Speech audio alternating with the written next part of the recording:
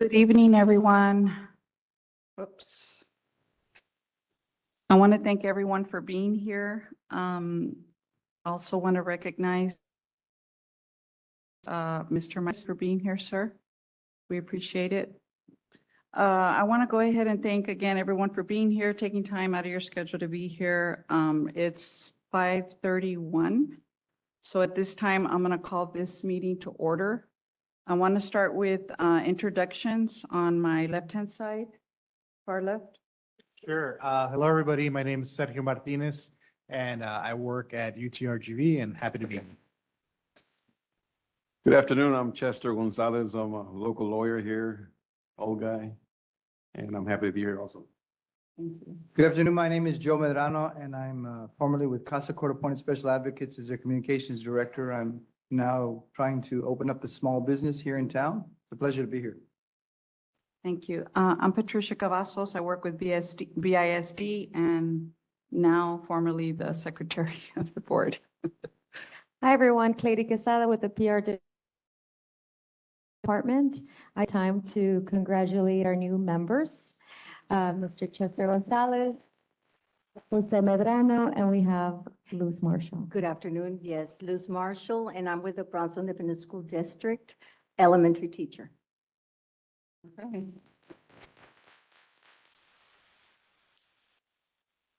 Okay, so I'm going to go ahead and begin with the first item on the agenda. So we already went to the introduction. So the approval of the July 19th, 2023 minutes. So hopefully, I know that was in July, we all went over, we were able to go over them. So I will go ahead and motion to approve the minutes. So moved. Second. Second.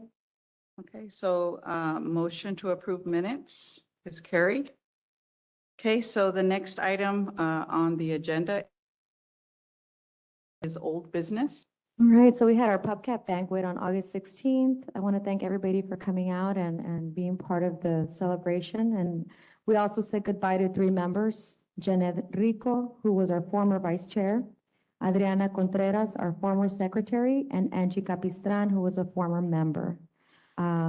We do have 3 members out today, who's our chair, Eliza Vasquez, our vice chair, Griselda, and they'll be here for the next meeting also, and along with Miguel Patino.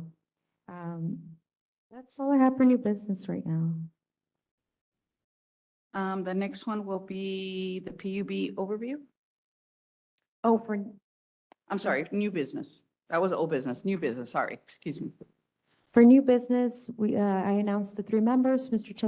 Chester Gonzalez, Jose Medrano, and Luz Marshall.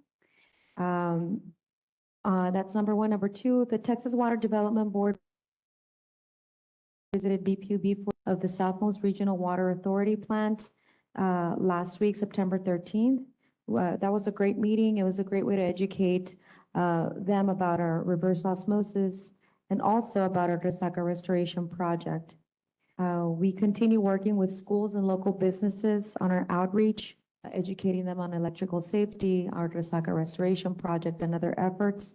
We did that all throughout the summer. We continue to do that. We have 3 new outreach events scheduled for the fall, and I'm sure more will be coming in now with this school year. We also have Drought that we are going to be talking about a little bit more in depth today. We activated stage 2 on Monday, and I forward the press release to our PUBCAP panel. So you can take a look at the press release that went out. And we also in the future have the Public Power Month coming up next month and our electrical community tour also coming up next month. Okay, next item on the agenda is the BPUB overview.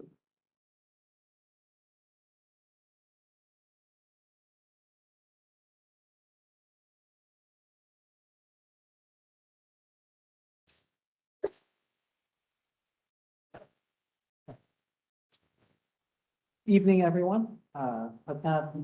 Everyone here in the audience. For the first meeting of the new PUBCAP year, we always like to go back to where it all starts and do a bit of an organizational overview. Especially for some of the new members, it kind of gives us a chance to do a little bit of an introduction for you, tell you a little bit about who we are and also about PUBCAP as well. So I'd say at the most basic level, our key mission, critical services, providing critical services to Brownsville and surrounding areas. And in particular, that would be water service, electrical, and wastewater. Looking at each one of those utilities, our water, we are a TCEQ, Texas Commission on Environmental Quality rated us a superior water system. And that is the designation that we've had for a number of years. Basically something that we have always maintained. As part of this water infrastructure, we do have 3 water treatment facilities. 2 of them are surface water plants. That basically is more what we would think of as traditional drinking water treatment. And those 2 plants provide about 40 million gallons.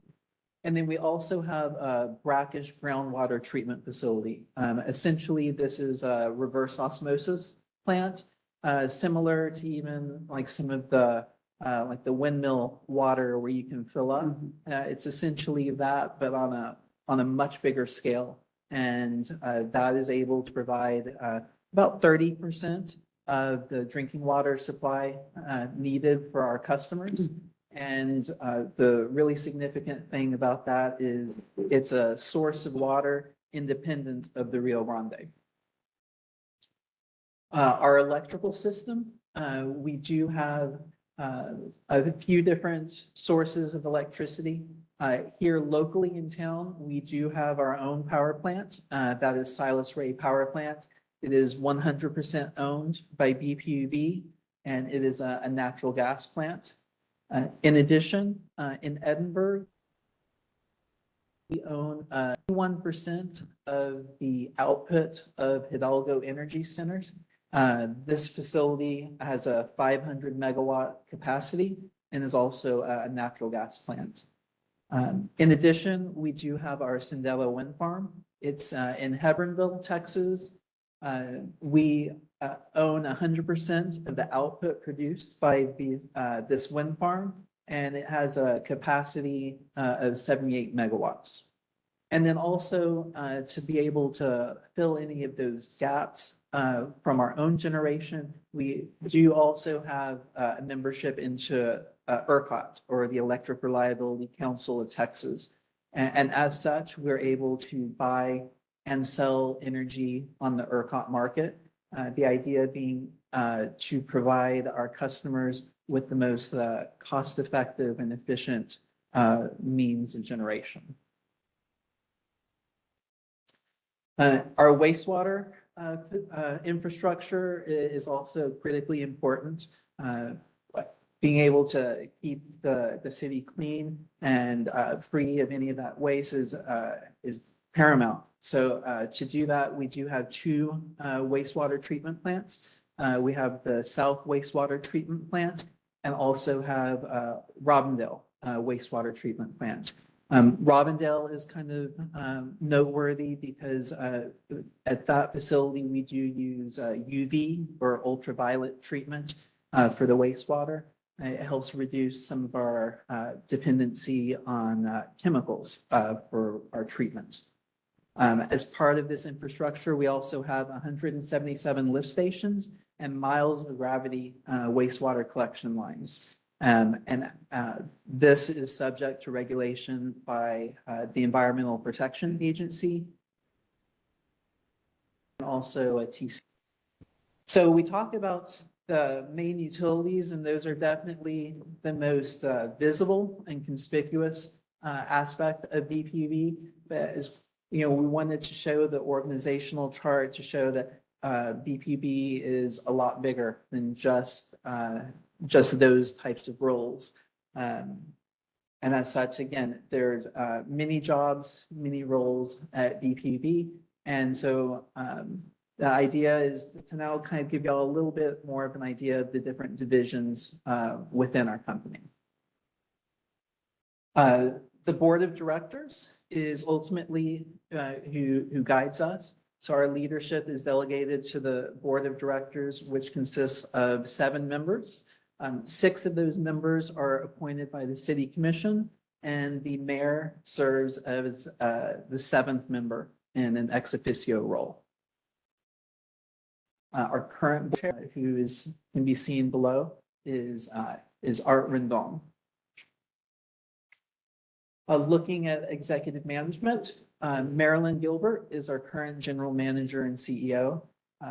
In that role, she is responsible for executing the plans and decisions of the board of directors. And so as such, she essentially directs all aspects of our utility systems. We currently have the executive management is further divided into 3 other sections, each with its own executive manager. And there's 1 division that reports directly to the general manager. That division, we're currently looking for a staff counsel for legal services. In the meantime, our records, information, and policy department, which is a part of legal services, is currently reporting directly to our GM at this time. From more of the operations standpoint, we have Mark Dombrowski. He is our assistant general manager and COO, and he's responsible for the operational functions and ongoing maintenance of all the utilities and ensuring that all policies and resolutions are enforced. Within his division is water and wastewater operations, special projects and water and wastewater engineering and planning, electric transmission and distribution, power supply, and environmental services. I'd say most of these are kind of more what we were talking about earlier, what we kind of think of as more of the conspicuous or more visible roles that PUB has. So this will be the crews that go out and repair a water line or who work on our power lines. Also ensuring that we have the necessary electrical supply to meet our customers' demands. As CAO, we have Constanza Miner as the Chief Administrative Officer, and she's responsible for overseeing the daily administrative operations and also provides input for business planning. She has 2 divisions that report directly to her. That would be human resources as well as customer services. And then she has 4 departments that report directly to her. That would be real estate, which is a new department at BPUB. Digital information platforms. They mainly take care of our website, also social media, communications and public relations, which I'm a part of, as development and key accounts. In addition, we have here with us Mike Perez. He is our Chief Financial Officer. He's responsible for managing BPUB's finances. That includes all kinds of financial planning, management of financial risks, and financial reporting. And he also is in charge of enterprise solutions, which basically is our IT side of BPUB. And then kind of separately, we have our internal audit department. That is led by Melita Pinales. She is the woman in the red. Kind of separated this out because internal audit kind of functions a little bit differently. They conduct independent reviews of BPUB's policies and procedures to look for ways to make us more efficient and more effective. They report functionally to the board and administratively to the CEO. So internal audit has a little bit more leeway as far as movement. So now I wanted to get into a little bit specifically about PUBCAP. This group was organized and began in 1983. And the idea is to be able to provide our board officials and as well our staff, be able to keep us more informed about the needs and concerns within our system and being able to hear more than anything directly from our customers themselves. So our PUBCAP panel is composed of 10 members. And what we try to do more than anything is have a cross-section of our service area represented. In addition, we also have one staff representative who acts as a liaison on the panel, and that would, of course, be Clady Casada. So more than anything, I'd say the purpose for PUBCAP is going to be customer relations. These meetings are open to the public. We do encourage people to come out to hear the presentations. And if they have any kind of concerns in their community, we want them to be able to come out and feel free to be able to voice those concerns. So this really needs to be a forum for customers to be able to express any kind of issues that they might have about BPUB. And we always make sure, as you'll see, as you see behind that, we have employees here from all different departments represented. That way, when people come in, it's always great. Well, it's not great. It's not great when people come in with an issue, but it is great to see when people come in with an issue and we see action. We see people asking questions, getting information, and by the next meeting, coming up with answers or some results for that. Really, PUBCAP is able to greatly improve our communications, and we're able to identify any kind of issues that might be impacting our customers, hopefully in a quicker manner, and be able to respond to those things with action or advice.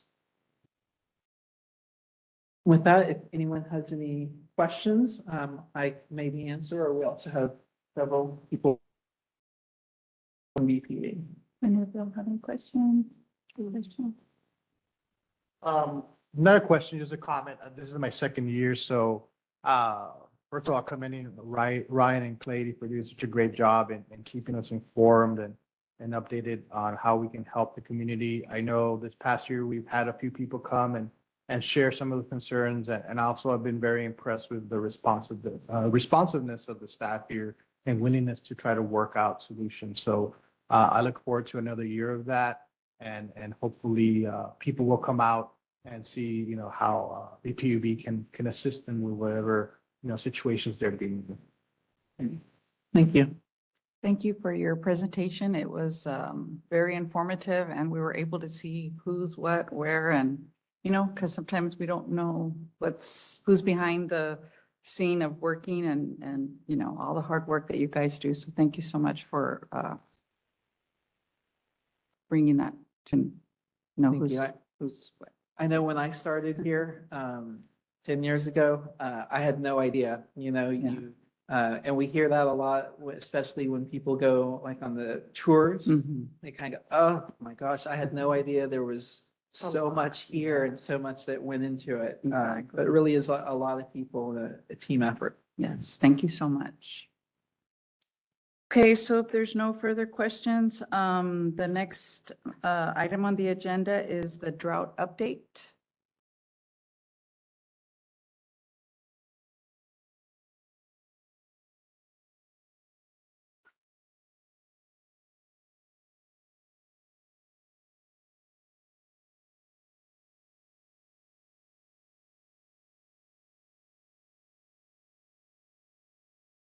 Hello, PUBCAP panel. My name is Lupe Garcia. I'm the Water Resources Administrator with Brownsville PUB. And today I'll be presenting and just giving some information in regards to a drought update. As Clady mentioned, we have initiated stage 2 for our drought plan. What that means is that we do now have mandatory restrictions that we all must follow as residents and water users of the Brownsville PUB's water supply. So I just want to give you kind of some background on where do these stages come into play. As you can see in gray, that is our Rio Grande watershed. That's usually whenever it rains, all the water gets diverted into the blue streams, as you see there. They're actually rivers. They're both on the United States and in Mexico.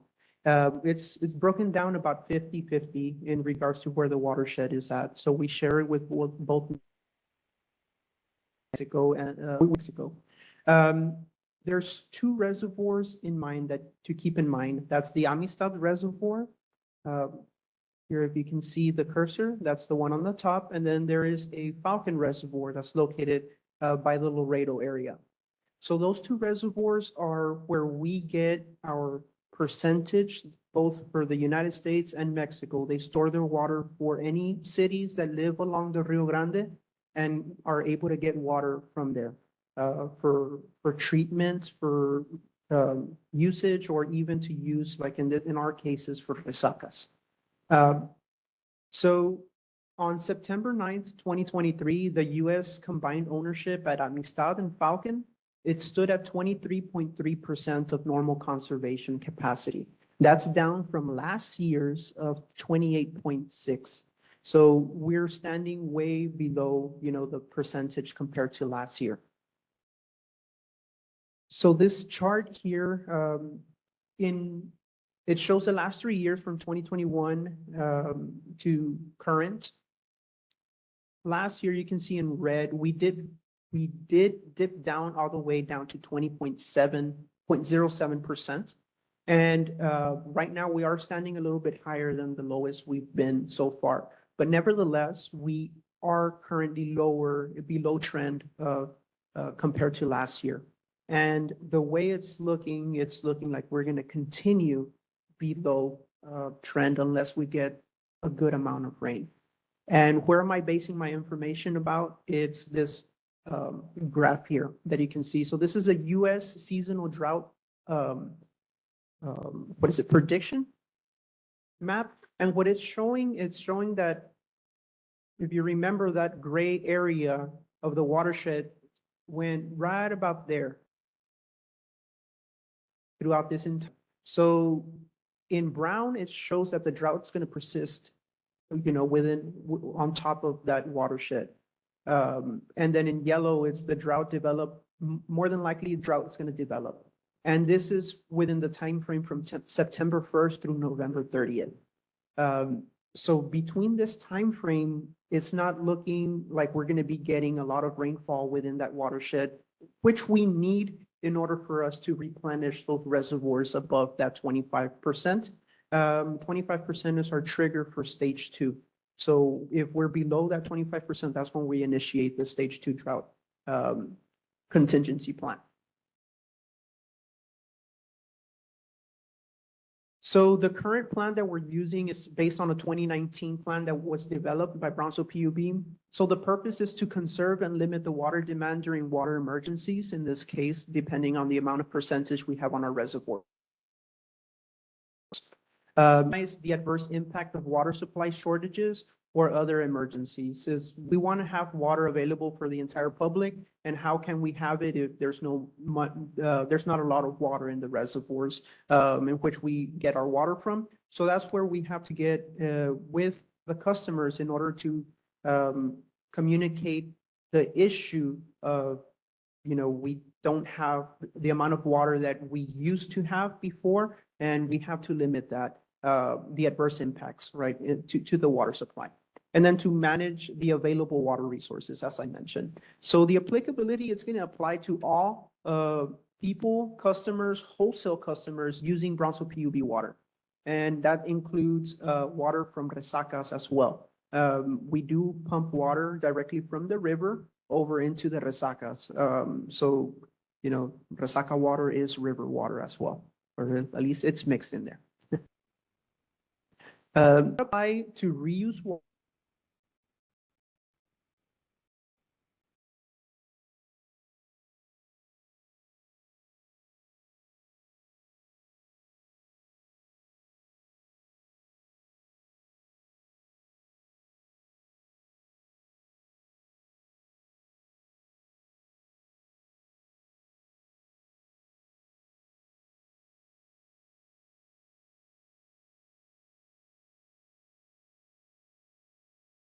When they're both, when they both agree, they will go ahead and initiate the drought stages. So how many stages do we have? We have a total of 4 stages. And the first stage is a voluntary stage, which is whenever we're below the 51%, which we've been below since 2018. And what it is just voluntary, want to conserve water. You know, we really do appreciate whenever people do want to conserve water. But now since we have hit below the 25%, we're now in stage 2, which are mandatory restrictions for water. Stage 3 are when we have the same mandatory restrictions. However, now we have a certain amount of water that you're able to use. Once you go past that amount of water, there's gonna be a surcharge applied. So this is to say, you know what, we don't have a lot of water at all, so please make sure you conserve the water. And that's the surcharge, is to try to prevent an extra amount of usage. Stage 4, it is, but it's not associated to the percentage of water, but it is having to do with emergencies. The water in the river, then that is what we consider an emergency, right? Because we can no longer divert water for treatment purposes. Or if any of the equipment fails for transferring of what we call raw water to the plants, if that seems to fail, then that would be considered as an emergency. What that means is we're going to be rationing that water. You know, you have a limited amount of water to use per day, and meanwhile we get through this through whatever situation is occurring. How would you control the rationing status? Cutting off water? So we would allow a certain amount of water for each. You have both municipal or commercial, and we would, you know, we have a certain number in our plan. I can't remember off the top of my head, but that, for stage 4, right? We're gonna allow certain residential customers to only get a certain amount of water, right, for the residents within the month, right? In this case, it stands for the month. Unless we have to, and this is in the plan as well, if the CEO says that we're going to have to limit the water to, hey, you're not going to be using more than X amount of water per day, then that's something that we're going to have to abide by. Yeah. Yes. How does the conservation plan and the application of water from the river, how is that impacted by Mexican water? Okay, so as you saw, we do have, it's almost about a 50-50 split between the water that we own and Mexico owns, right?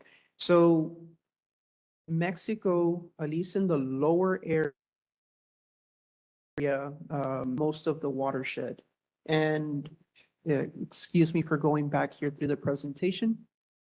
As you can see here, in this area, Mexico owns most of the watershed, right? This is very important to us because we're at the very end. We're going to get that water from here. So Mexico does have their own dams in their area that they do hold back the water, right? So we do have a treaty in place in which that treaty does state that Mexico will release water from their reservoirs here right? And will provide us a certain amount of water, and we will provide a certain amount of water on the Colorado River by Hoover Dam. Right, so that treaty has been in place since about mid-1900s. So that's where we can also get some water from Mexico. However, they signed on their water, providing their water to the United States, and that is currently being addressed by international stakeholders with the governor.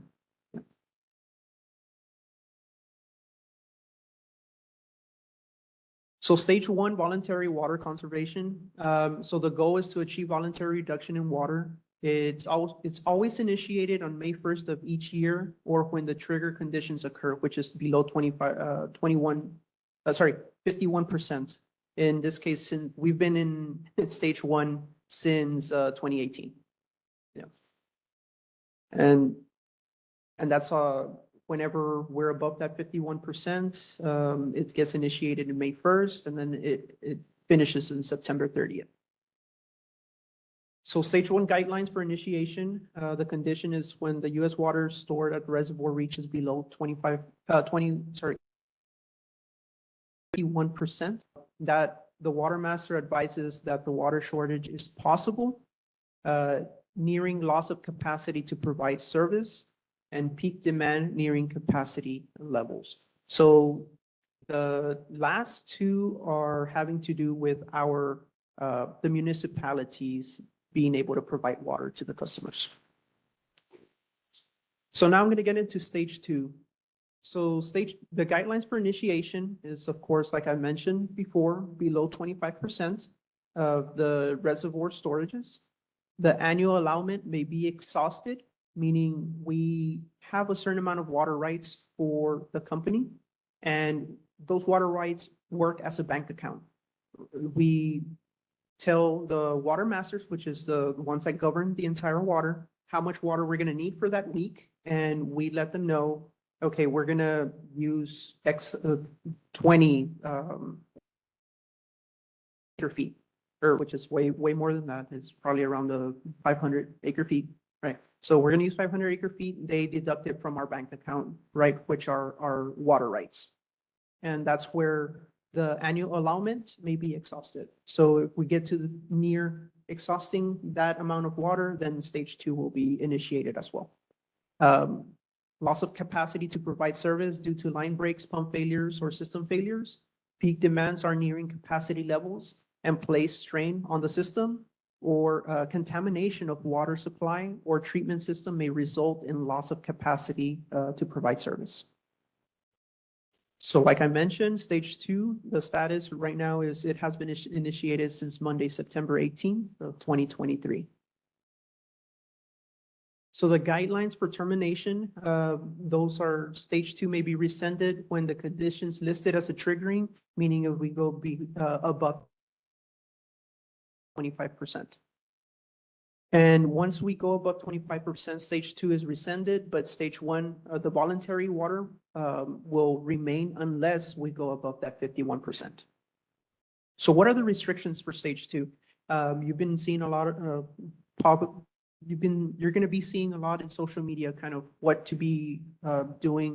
Lady, thank you for doing that great video and providing customers more information in regards to what are restrictions. So one is the landscape irrigation. That's going to be limited to twice a week. And that's going to be based on the last digit of your residential number, right? So if you, 1425, it ends on 5, we're going to be for Wednesday and Saturday. Those are your allowed days in which you're able to water. And that's going to be from midnight to 7 a.m. And or from 7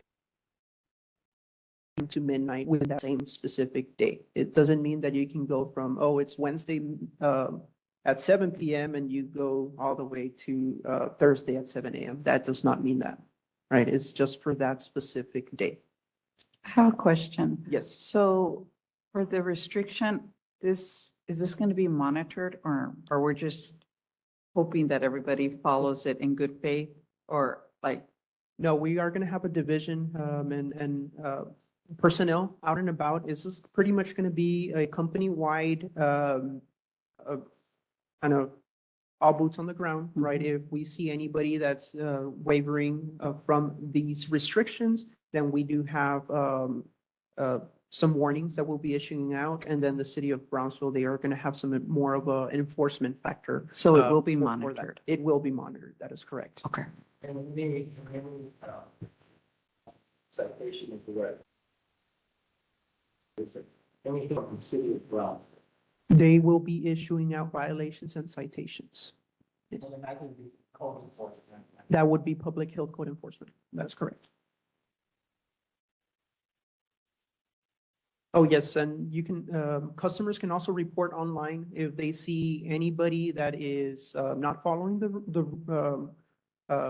restrictions. They can definitely apply, submit a concern online, and that would go directly to our division that is overseeing all of those violations, right?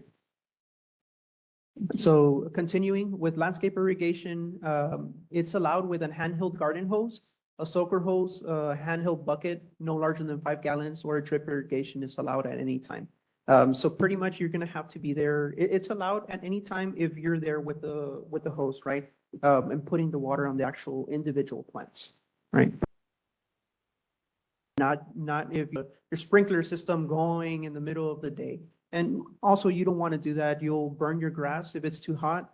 You pretty much steam it, and or you start having maluse of water, and you really don't want to do that. So for new landscaping vegetation, okay, it may be irrigated any day, but you're going to require a variance. For, let's say, you have a brand new business and you have a certain green percent, right, that you're going to be planting on that business, then you can apply for a variance that you're going to be needing a permit for the city. If it's a customer, if it's a business, you're going to need a permit. And also if you have an irrigation system, kind of how much water and everything like that, an irrigation plan, you'll need to associate that with the variance. Further on the restrictions, washing motor vehicles is prohibited except on watering days and times. So that includes motorbikes, boat trailers, airplanes, or other vehicles, and fundraising car washes as well. So residential car washing with a handheld bucket no greater than 5 gallons or a handheld hose equipped with a shutoff nozzle is allowed. And you're allowed from midnight to 10 a.m. or from 7 p.m. To midnight. And this is the same with you're going to follow the same table of the days allowed whenever you're doing landscape irrigation. You're going to be using those same days. So vehicle washing is allowed at car washes. Now, continuing, we're looking into car washes, right? There's not just car washes, large water users. So, but the city of Brownsville is currently looking at that, right? Because these are commercial businesses. Do exist, and that's for health and safety in regards to garbage trucks or food trucks. Okay, continuing on stage 2 restrictions, non-essential water use is prohibited, which is washing of hard surface areas like sidewalks, parking lots, tennis courts, washing buildings or structures for purposes other than immediate fire protection or in preparation for painting. Water for dust control, except for to alleviate public safety and health hazards. And that's not going to be, that's allowed, but it's only for safety and health hazards. Flushing of gutters is not allowed, or failing to repair any leaks. That's also frowned upon. Water use restrictions for golf courses. So golf courses are a big water users. We do work hand in hand with them in regards to certain plans that they have to follow in regards to how much water they're going to be using to water certain areas in their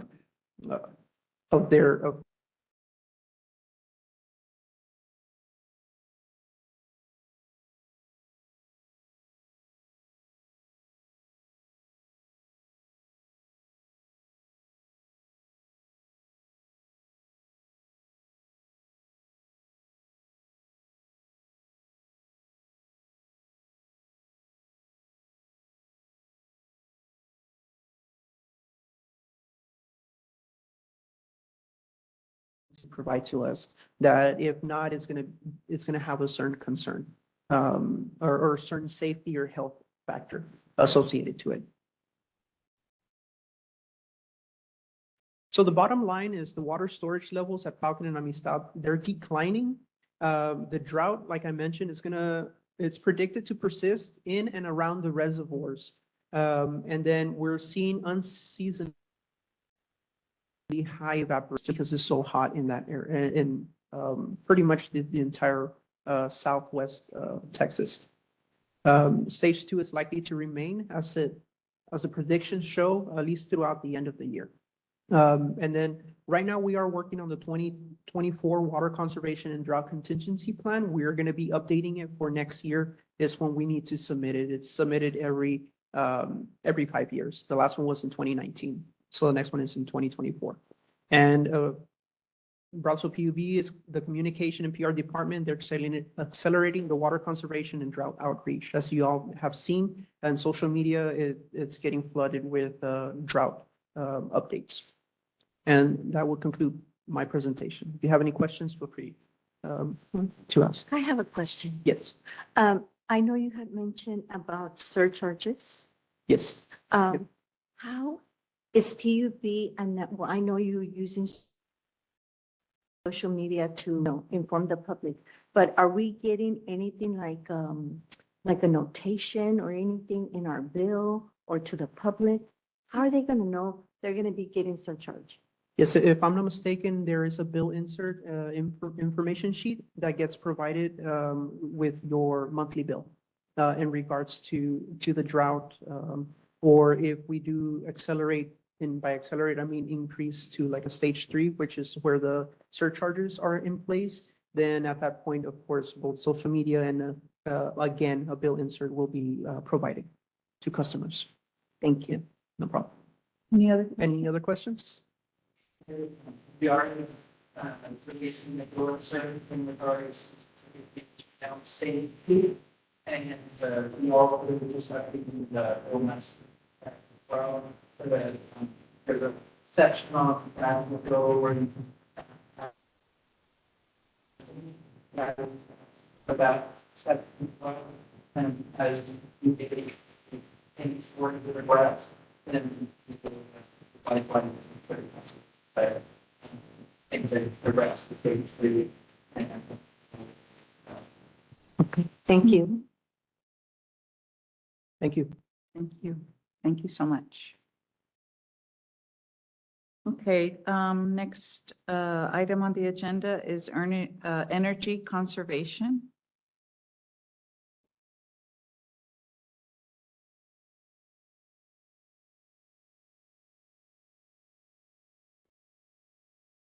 Good evening, members of our panel. My name is Nita Vasquez, and I'm the Energy Efficiency and Conservation Coordinator.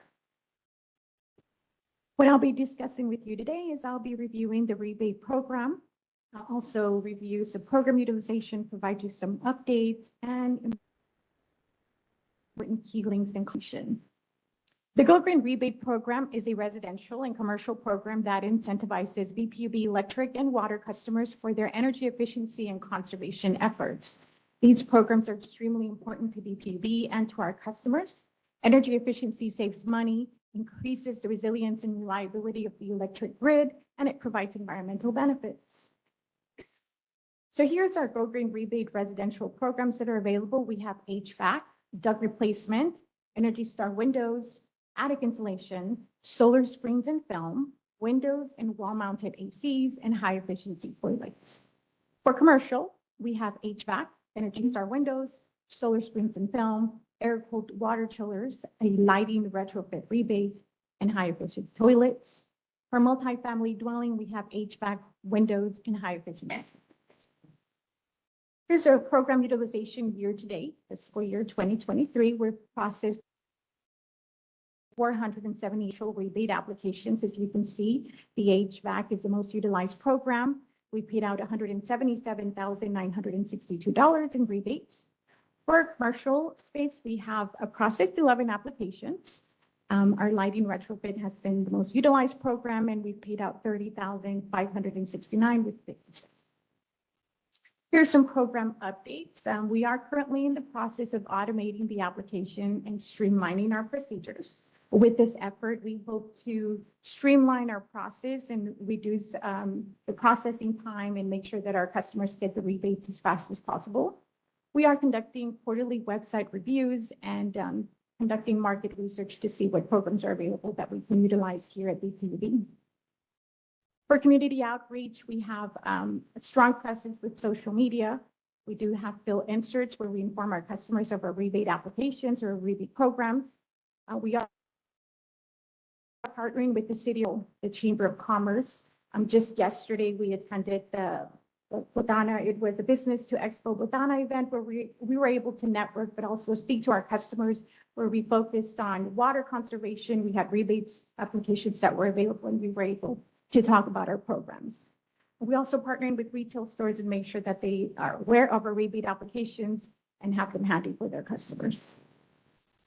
Here are some key links and contact information. Our customers can access the rebate information in our applications at brownsville-pub.com/gogreen.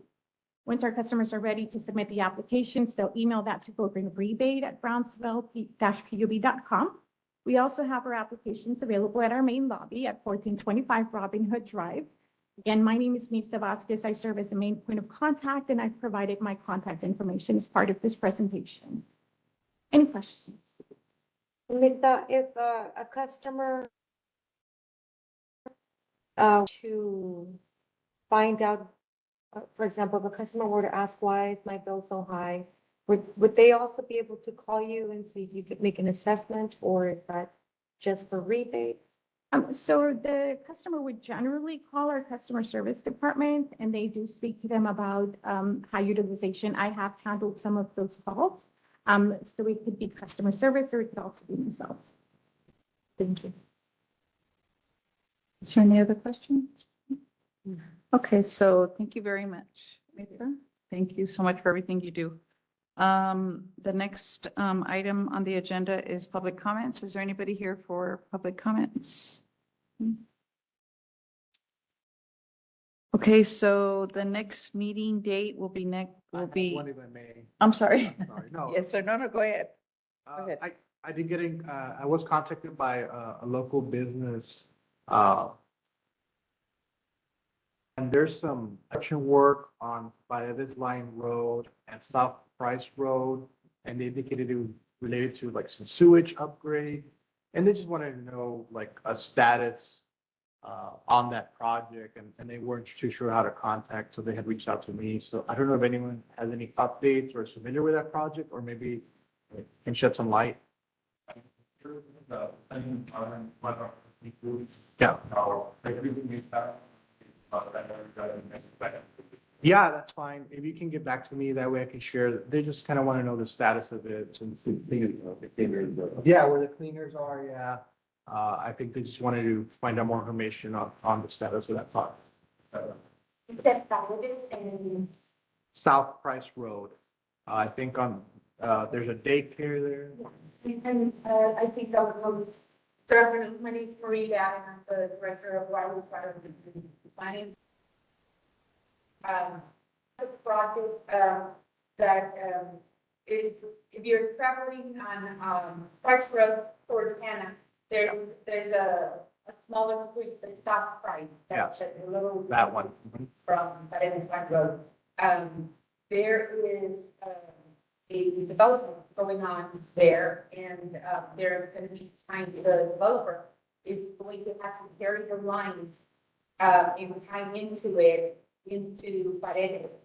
And so that is going to be the major, I believe, it's going to have to be bored on the Paredes Line Road. So probably what you're seeing, or what the customer is seeing, is the construction work up to the, right before they tie into our main front line of Paredes Line Road. We can get the status, I believe that will be, and that's probably in my area under new development. I can get the status when the plan is done.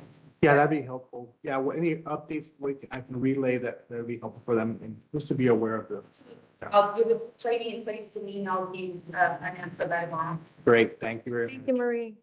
I have a comment also. Joe Medrano. I would just like to take an opportunity to publicly thank Mr. Campirano. I had a project that a property that we own has been in our family for a little while. That was one of the reasons why I wanted to come on and be a member of the PUBCAP. Because I had some challenges with some documentation, and I am very much, this is a new process and a new transition for me from one completely different employment, 25 years in nonprofit organization, to trying to maintain family businesses and properties. And so I was wearing a new hat, and I was trying to do everything exactly the way it needed to be done. And I got to an image that I wanted to go through and do the right way. Mr. Campirano was very nice. He stepped forward. We got through that process. We moved to another project, got that done. And so I just want to publicly thank you for doing that as part of the work that we do. And that's a nice, I guess, entree for me to be able to sit on this side because there are good things that I know are happening. So again, very pleased to be here. Any other questions? Okay, so our next meeting will be October the 18th, 2023. And I'm planning for the next meeting, just as an FYI, I will be sending an email, the group photo for the PUBCAP panel. So I will be sending out an email. We could take the photo at the beginning of the year rather than much later during the year, so that we have the website updated. And our photographer is going to come by, a professional photographer, to take the photo. Thank you. Thank you. I will entertain a motion to end our meeting. Second. Okay, motion carried. Thanks again for being here. Our meeting is adjourned.